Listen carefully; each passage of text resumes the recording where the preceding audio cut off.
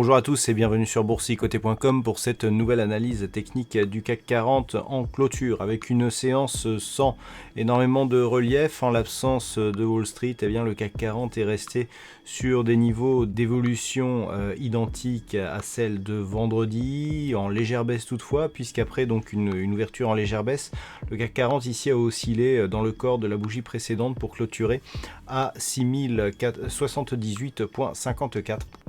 Le CAC 40 perd 0,36% par rapport à la clôture de la séance précédente. Donc on est sur une phase ici de stabilisation, mais avec des éléments techniques intéressants, notamment ici pour le gap qui s'était ouvert vendredi matin, puisqu'il n'a même pas été inquiété.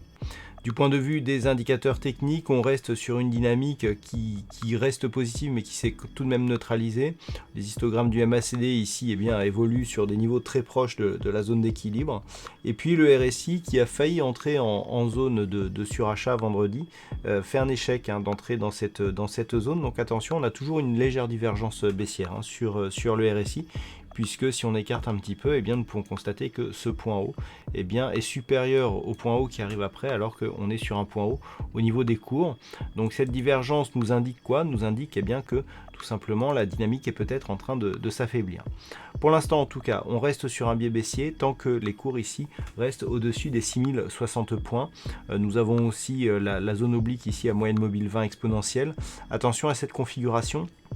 Vous la connaissez, lorsque l'on a ici la moyenne mobile 20 exponentielle qui est sous la moyenne mobile arithmétique avec une entrée ici, une sortie de la bande de Bollinger, on a souvent un retour assez rapide. Nous verrons si cela se vérifie sur cette occurrence. Alors, pour demain, on vérifiera dans un premier temps que la zone des 6060 points soit préservée. Si elle était attaquée, on viendrait donc combler le gap et on testerait ici cette oblique et la moyenne mobile.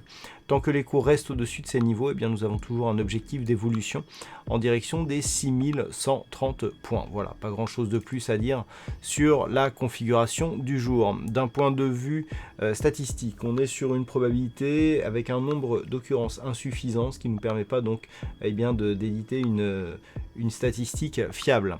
Voilà donc pour ce point en soirée. Passez de bons trades. On se retrouve donc dès demain pour d'autres analyses techniques, toujours sur le site boursicoté.com.